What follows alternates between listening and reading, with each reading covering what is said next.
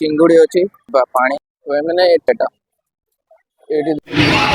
Hello guys पुणी थर स्वागत कर गोटे नुआ वीडियो को आमर चिकुआई मु रेडी हो माछपाई जीमु नना तार ये शुई कहला जावाई जाऊनी आम जीमु कार्तिक मास चलती माछ खाइबे मत कहे मुझे सी आने रोषे कले मु खाइमी कौन कौन कर गोटे रूम रोषे हम बिना पियाज रसुण खाया कथा तो खाया पड़े से आने मु खाइम भाई सीधा कथा किंतु पाप करी आम आमर आनी से तार खाइया हो चलो जीवा गाइज चलो जीवा आनिया बर्तमान आम जाऊँ चिकु भाई आगर पलैलानी तो अच्छे अपेक्षा कर चल लेट हो ना 8टा बजलानी आस आमर चिकु भाई पूरा गाड़ी धरिकी रेडी हो माछ आने चल जीवा चला कौन कहू चला तुम वीडियो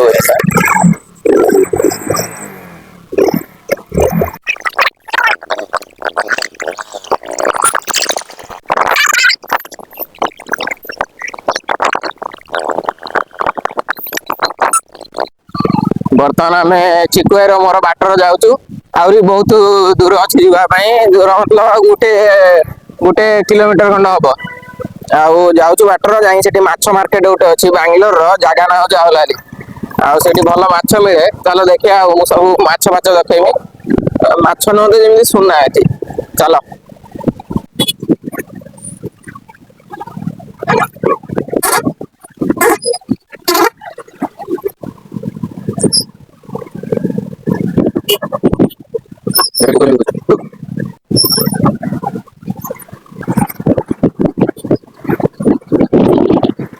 बर्तमान आम मेन रोड को बाहरी जाइए मेन रोड आसी पहुंच जाइए 100-200 मीटर गले माछ मार्केट पड़ो देखु मेन रोड को पलि आम बर्तमान जाऊँ चलो जीवा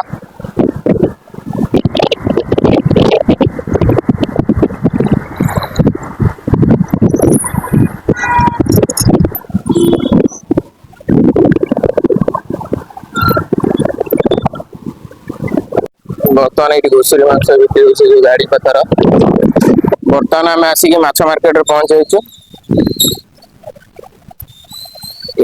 बाबा भीड़ प्रबल माछ मार्केट बर्तमान आम आसिक माछ मार्केट पहुंच गलु एबे माछ किनिया देखी कौन भल माछ सब नवा पड़ो देख देख भीड़ बहुत अच्छी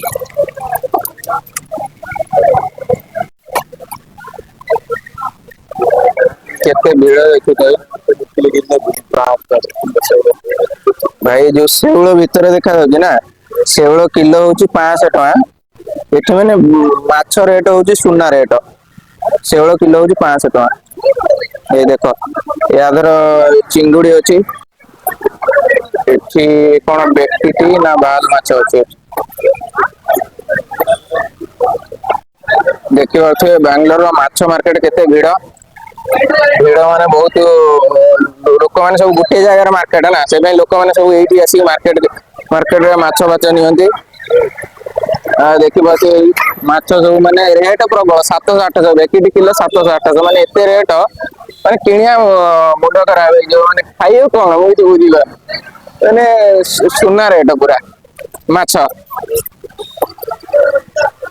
ये देख सब दुकान बुलिकी देखा केते भीड़ रविवार प्रबल भीड़ कहीं समस्त छुट्टी रहे ना से रविवार प्रबल ये हूँ कंकड़ा सेपटे कंकड़ा बड़ बड़ कंकड़ा कंकड़ा रेट हूँ 850 किलो देख गोटे जूम कले जानी कैमेरा कौन देखा तो बड़ बड़ अच्छे मैंने देख शेउल केते बड़ शेउल अच्छी यार दाम निहाती 500-600 रेट हम केते बड़ देख खेलु देखो नब किया एठी सब माछ अच्छी को माछ नवा कौन आणुन कि पचारे रेट कौन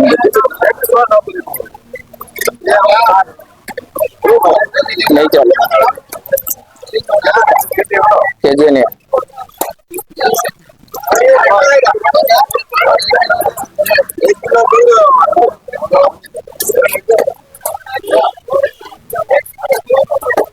ଏଇ ଆମ ଏଟା କଣ ରୋହି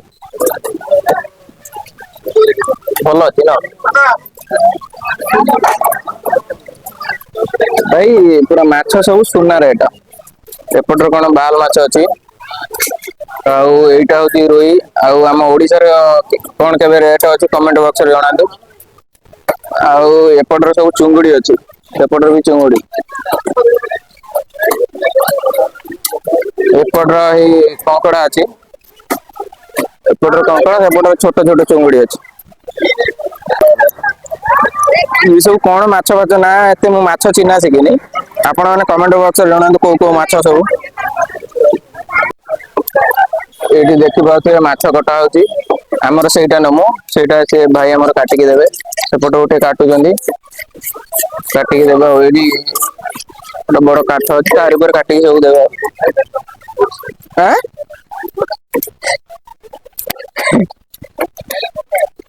ଏଇ କୁକୁର ଛୁଆ ଏଇଠି ସବୁ ଶୋଇଛନ୍ତି ଆ ଭିତରେ ଦିଟା କୁକୁର ଛୁଆ।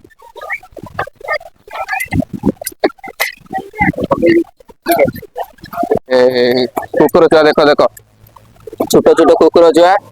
ଏ ଚିକୁ ଭାଇ ଏଇଠି ଛିଡା ହେଇଛି ଯୋଉ ଭାଇଟା କମେଣ୍ଟ କରିଥିଲେ ଚିକୁ ଭାଇ ଦେଖିବା ପାଇଁ ପୁରା ଚିକୁ ଭାଇ ଅନେକ ହସୁଛନ୍ତି। କହ ଅର୍ଥରାଜି କହ ହଁ। ମାଛ କଟା ହଉଛି ପୁରା ଇଏ ଗୋଟେ ଗୋଟେ ଦୋକାନ ସେପଟେ ଗୋଟେ ଦୋକାନ ଏପଟେ ଗୋଟେ ଦୋକାନ ସମସ୍ତଙ୍କ ଅଲଗା ଅଲଗା ଟାଇପ ର କଟା ହଉଛି।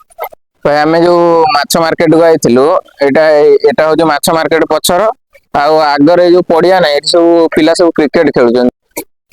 ଆଜି ରବିବାର ନା ସେଥିପାଇଁ ପିଲା ସବୁ କ୍ରିକେଟ ଖେଳୁଛନ୍ତି ଆଉ ଏ ସବୁ ଆସିକି ବହୁତ ପିଲା ଖେଳୁଛନ୍ତି ଏଠି ବଡ ପଡିଆ ଟା ନା ସବୁ ଏଇଠି ଖେଳୁଛନ୍ତି। ଆମର ମାଛ କିଣା ସରିଗଲା ଏବେ। ଚାଲ ଯିବା ଘରକୁ ଯାଇକି ମସଲା ଫସଲା କରିକି ତରକାରୀ କରିବାକୁ ପଡିବ ଆଉ।